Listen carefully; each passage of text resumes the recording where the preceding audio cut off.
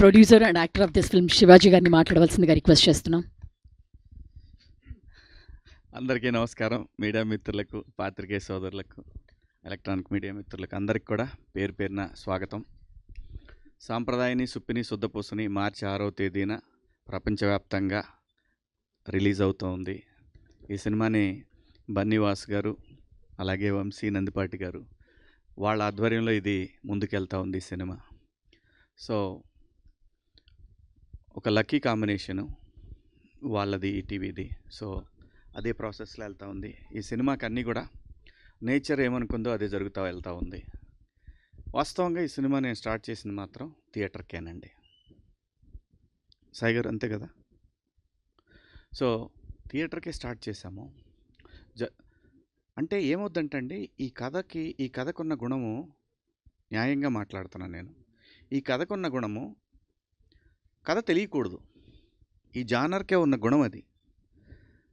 దాన్ని మనం కథ చెప్పినప్పుడు ఎంజాయ్ చేసిన విధానము మళ్ళీ నువ్వు రేపు పొద్దున్న థియేటర్లోకి చూసేటప్పుడు ఏంటంటే అతను చెప్పింది తీశాడు, ఇలాంటి ఫీలింగ్ వస్తాయి. ఇది నిజం. కానీ ఈ సినిమా ఏదైతే ఈటీవీ విన్కి చెప్పామో అది మాత్రమే తీసాం. ఎక్కడా కూడా సినిమాలో ఒక కొంచెం ఎక్కువ కొంచెం తక్కువ అనేది ఉండదు. వాళ్ళకి ఏదైతే చెప్పామో అదే తీసాం. ఇందులో వాళ్ళకి చెప్పిన ఆర్టిస్టుల కన్నా కూడా చాలా పెద్ద ఆర్టిస్టులను పెట్టాను ఈ సినిమాకి. ఎందుకంటే సినిమా అనేది థియేటర్ ఎక్స్పీరియన్సు 1,00,000 ఓటీటీలు వచ్చినా పని అవ్వదు. అది సినిమా అనేది కేవలం మన ఎంటర్టైన్మెంట్ అంటే only cinema in theatres only. ఇంకెక్కడ చూసినా కానీ అంత ఆనందం మాత్రం రాదు. అన్నీ మర్చిపోవాలంటే ఓటీటీలో ఏముందండి, సినిమా చూస్తా ఆపి పాజ్ చేసి బయటికి పోవచ్చు, చేయొచ్చు, రావచ్చు, ఏమైనా చేయొచ్చు. పాపం ఆయన అసలు ఏం చెప్పాలో తెలియట్లేదు ఆయనకి. అదేం లేదు, చెప్తామండి, అన్నీ చెప్తాను, క్లియర్గా అన్నీ చెప్తాను నేను. సో ఏమైంది, ఈ కంటెంటు వాళ్ళు ఓటీటీకి ఎందుకు అడిగారనేది నేను దాన్ని కూడా క్లారిఫై చేస్తున్నా. వాళ్ళు చెప్పారు ఆల్రెడీ.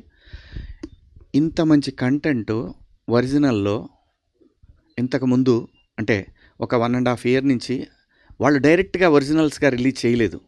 సినిమా వేసిన థియేటర్ వేస్తున్నారు, దాంట్లో వేస్తున్నారు. ఫ్రెష్ కంటెంట్ వాళ్ళకి కావాలి అనే ఉద్దేశంతో వాళ్ళందరూ టీం అంతా కలిపి నిర్ణయం తీసుకున్నారు. ఒకసారి ఈటీవీ వాళ్ళు నాకు ఏది చెప్పినా ఐఎమ్ ఓకే, లోపల ఏమున్నా సరే ఓకే, ఎథికల్గా నేను అలాగే ఉంటాను. ఈటీవీ కంపెనీ అంటే నేను అలాగే ఉంటాను.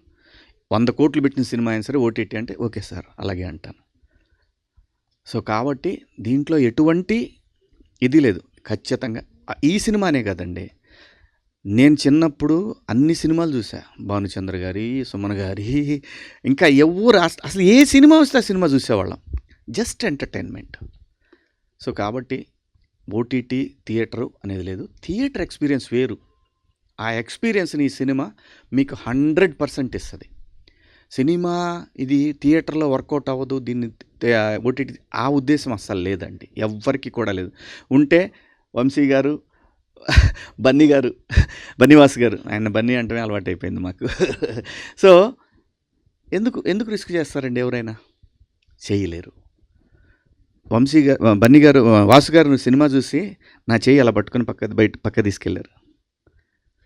చాలా మంచి సినిమా తీసామన్నా, చాలా క్వాలిటీ ఫిల్మ్ తీసామన్నా అన్నారు.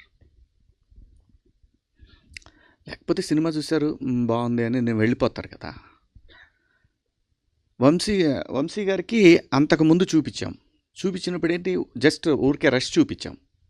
కాపీ వచ్చినాక చూద్దామన్నారు. కాపీ వచ్చినా చూసారు. ఇప్పుడు ఎలా ఉందండి వంశీ గారు అన్న, బాగుందండి అంతే. ఎవరెవరు చూసారు, మీరు వచ్చారు, వంశీ గారు, అనిల్ గారు, అలాగే ఈటీవీ ఫ్యామిలీస్ అందరూ చూసి, మా ఫ్యామిలీస్, మా టెక్నీషియన్ ఫ్యామిలీస్ అందరూ హిలేరియస్గా ఎంజాయ్ చేసిన తర్వాత ఒకటే ఆలోచన, అంతే, ఇంకా రెండో మాటే లేదు, థియేటర్కి వెళ్ళిపోదాం. ఏం సాయి గారు, పక్కా ఇదే అండి. ఇందులో ఏమీ మేనమేషాలు ఏమీ లేవు. అసలు ఒకటండి, బాలేత నేనే ఒప్పుకోను. ఏంది, మన బిడ్డ అయితే మాత్రం బాలేకపోతే ఎలా, దాన్ని ఆ లెక్కలో ఎలా చూస్తాం, చూడలేం. సో ఇంత మంచి సినిమానే థియేటర్కి తీసుకొస్తూ ఉంది. చాలా, నేను ఎక్కడా కూడా ఇంత కూడా లోపల గుండెల్లో ఎంత బాధ ఉన్నా కూడా నేను ఎక్కడా కూడా ఏమో సినిమా నిర్ణయమేనేమో ఓటీటీకి వెళ్ళటం, ఓకే అలాగే వెళ్దాం అనుకో. మళ్ళీ అది ఎలా వచ్చి మళ్ళీ థియేటర్కే వచ్చింది సినిమా. సో సినిమాకి ఎప్పుడు ఏం కావాలో అదే జరుగుద్ది తప్ప మనం ఏం ఊహించుకున్నా జరగదు. సో అలా ఈ సినిమాకి జరిగిందండి. ఒక మంచి సినిమా, గ్యారంటీగా పక్కాగా ప్రతి ఒక్కళ్ళకి నచ్చే సినిమా తీసా. ధైర్యంగా ఇది నేను తీసిన సినిమా అని చెప్పుకోవడానికి ఏ మాత్రం చిన్న ఆలోచన కూడా మీరు కూడా మీ మన్ననలు అయితే గ్యారంటీగా పొందుతాను. మంచి సినిమా తీసామనే మాట అయితే వస్తూ ఉంది. సో ఇది ఈ క్రెడిట్ అంతా కూడా పూర్తిగా టోటల్ టీం వర్క్ అండి. ఇది డైరెక్టర్ కావచ్చు, కెమెరామెన్ కావచ్చు, ఎడిటర్ కావచ్చు, అసిస్టెంట్ డైరెక్టర్లు, కెమెరా డిపార్ట్మెంటు, ప్రతి ఒక్కళ్ళు కూడా అండి.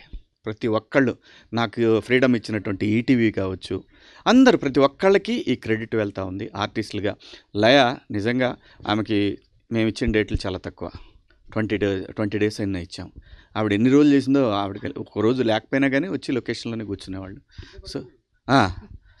సో షూటింగ్కి కరెక్ట్గా 6:30కి 7కి షార్ట్ తీయాలంటే లయ ఇలా 6:30కి షార్ట్ తీస్తున్నాం మనం అంటే 4:30కి వచ్చిన రోజులు చాలా రోజులు ఉన్నాయండి.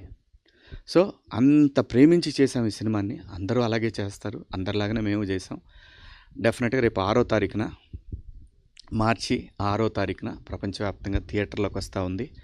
మీ అందరూ దీన్ని ఖచ్చితంగా ఆదరిస్తారని, అలాగే నా తోటి నటినట్లు అందరూ కూడా ప్రతి ఒక్కళ్ళు, ఆలీ అన్న అయితేనేమి, ప్రిన్స్ అయితేనేమి, ఇమ్మాన్యుల్ అయితేనేమి, అలాగే విలన్ శరత్ గారు అయితేనేమి, బెంగళూరు కన్నడ ఆర్టిస్ట్ ఆయన అయితేనేమి, అందరూ ప్రతి ఒక్క ఆర్టిస్టు కూడా డేట్లతో సంబంధం లేకుండా అడిగిన ప్రతిసారి వచ్చారు.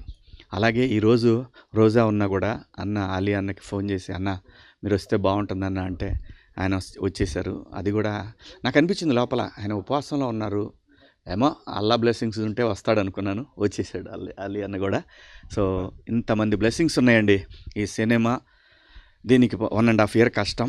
ఖచ్చితంగా రేపు 6వ తారీఖు ఈ కష్టానికి మీ అందరి నుంచి ఒక మంచి అప్రిషియేషన్ వస్తుందని ఆశిస్తూ, మా సినిమాని మీరందరూ థియేటర్లో తప్పక చూస్తారని కోరుకుంటూ, థ్యాంక్ యూ. ఇంకెవరిని మర్చిపోలేదు కదా, థ్యాంక్ యూ సో మచ్. ప్రతి ఒక్కళ్ళకి కూడా నన్ను ఏది అడిగితే అది, ఎప్పుడు కూడా ఒకటే అండి, ఈటీవీ విన్కి నాకు ఏదైతే బాధ్యత అప్పచెప్పారో ప్రతి ఒక్కటి నన్ను వాళ్ళు ఎప్పుడూ అడగలేదు ఏంటి అని. ప్రతి ఒక్కటి ఆర్టిస్టుల విషయం కానివ్వండి, లొకేషన్స్ కానీ ఏదైనా సరే ఒక మెసేజ్ కొట్టి అప్రూవల్ తీసుకొని చేసేవాడిని.